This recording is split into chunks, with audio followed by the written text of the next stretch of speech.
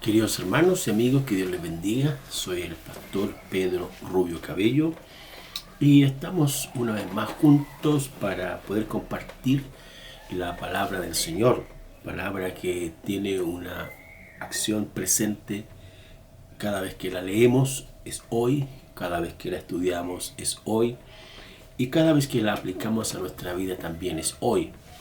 El autor de la epístola a los Hebreos dice que si hoy escuchamos la voz del Señor o la voz del Espíritu Santo, no endurezcamos el corazón, así como en el antiguo pacto el pueblo de Israel sistemáticamente, algunos reyes, algunas personas endurecieron su corazón cuando los profetas les hablaban y las consecuencias fueron muy dolorosas y funestas. Sin embargo, para quienes abrieron su corazón, fueron receptivos al mensaje del Señor, estas personas pudieron disfrutar del bien del Señor o las bendiciones que Dios tiene para quienes son obedientes. Gracias al Señor por estar juntos una vez más y vamos a hablar hoy día de la inteligencia que tenía el Mesías. Eso está como base bíblica ahí en Isaías capítulo 11, los versículos 1 y 2 que dicen: saldrá una vara del tronco de Isaí y un vástago retoñará de sus raíces y reposará sobre él el espíritu del Señor, espíritu de sabiduría y de inteligencia. Vamos a dejarlo hasta ahí nomás. Cuando hablamos de la inteligencia del Mesías, estamos pensando en un estudio muy focalizado de las virtudes que tenía el Mesías, Jesucristo, el Señor, el Hijo del Hombre, cuando Él estuvo acá en la tierra. Una inteligencia que, de acuerdo a las palabras de estudio, podemos decir que en el hebreo el vocablo es ¿qué tal? Y que tiene una connotación de una aptitud para resolver problemas. Es muy interesante esto porque el gran problema que el hombre causó en el huerto del Edén fue nuestro Señor Jesucristo, que lo vino a resolver. Hablamos de la desobediencia, del pecado original, y que es nuestro Señor Jesús quien viene a resolver ese gran problema. O sea, Jesús fue una persona inteligente en tener claro su misión para poder resolver un conflicto que el ser humano había hecho en desobedecer el mandamiento que Dios le había entregado en el huerto del Edén junto a su esposa Eva. En el texto griego, la palabra inteligencia es noimosi, y que tiene que ver con una capacidad de discernir una cosa de la otra, es decir, el saber distinguir, el saber identificar, el saber focalizar y luego separar estas cosas. Eso, según la gramática griega del Nuevo Testamento, se usa la palabra moisi, que tiene que ver con la inteligencia. Esta capacidad que nuestro Señor Jesucristo estaba dotado, el texto habla de que fue el Espíritu Santo que le dio inteligencia, es decir, esa capacidad sobrenatural para identificar los problemas y poder resolverlos. Y al mismo tiempo el poder separar una cosa de la otra, aquellas cosas que son humanas, aquellas cosas que eran diabólicas, aquellas cosas que eran divinas. Veamos entonces estos alcances en el texto sagrado y que tienen pertinencia con nosotros, donde el modelo de Jesús como el hombre más inteligente de la tierra que visitó acá cuando estuvo con nosotros, también es la persona que hoy día nosotros podemos imitar y seguir su ejemplo, porque sí que necesitamos inteligencia para enfrentar variadas situaciones, hermanos, en el mundo en el cual nos encontramos en el presente. La primera de ellas está en ordenar las prioridades. Allí en Marcos capítulo 12, 28 al 34, nuestro Señor Jesucristo es abordado por los fariseos y donde a Él le plantean una pregunta sobre ¿qué es más importante? ¿Qué es lo más urgente? ¿Cuál es la prioridad de la vida de que el hombre tiene que tener en su interior, en sus decisiones, en las cosas que tiene que emprender. Marcos 12, 28 al 34. Marcos capítulo 12, 28 al 34. Dice así: acercándose uno de los escribas, los que lo habían oído disputar y sabía que le había respondido bien, le preguntó: ¿cuál es el primer mandamiento de todo? Jesús le respondió: el primer mandamiento de todo es: oye Israel, el Señor nuestro Dios, uno es. Y luego: amarás al Señor tu Dios con todo tu corazón, tu alma y tu mente, y con toda tu fuerza. Este es el principal mandamiento. Y el segundo semejante: amarás a tu prójimo como a ti mismo. No hay otro mandamiento mayor que estos.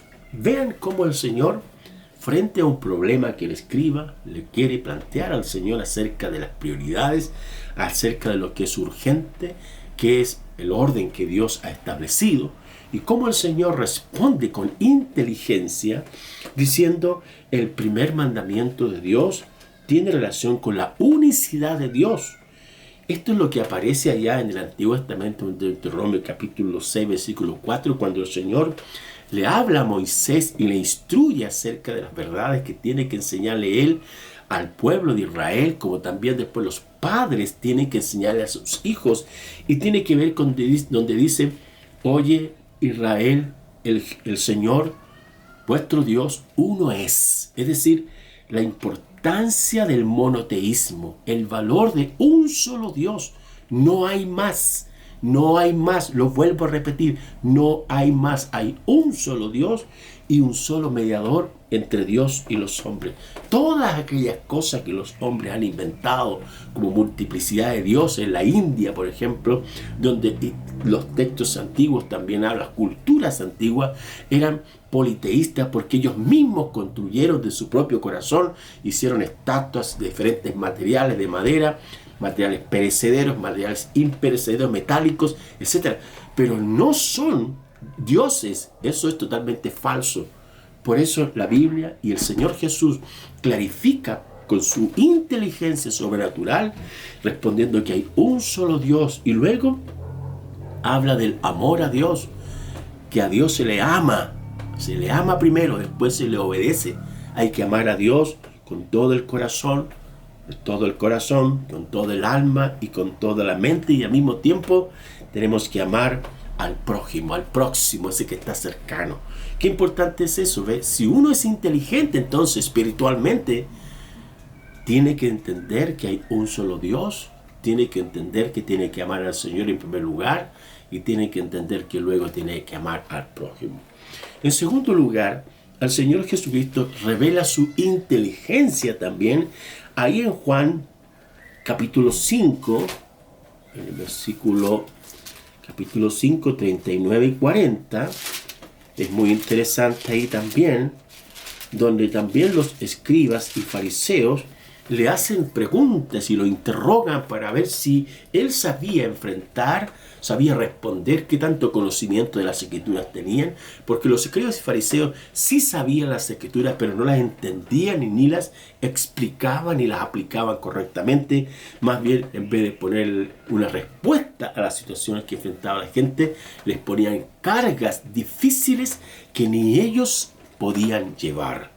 Por eso es que el auténtico maestro, el predicador, el pastor, tiene la capacidad del Espíritu Santo de hacer las cosas simples para que la gente pueda resolver los problemas diarios de la vida, que tienen que ver con cómo nos relacionamos con Dios y cómo resolvemos aquellas cosas en las cuales estamos viviendo.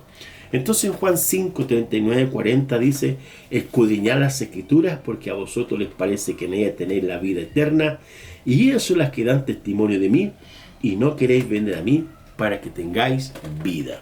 Aquí el Señor, nuevamente, su inteligencia está en identificar a través de las escrituras las diferentes situaciones de la vida.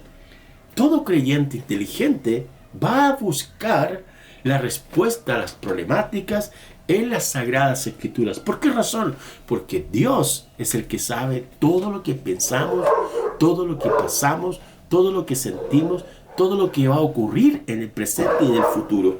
Todas las situaciones que le suceden al ser humano aquí en la tierra están escritas y explicadas en la palabra del Señor. La Biblia es el único libro que responde a todas las necesidades humanas. Responde a la más importante, ¿cuál es?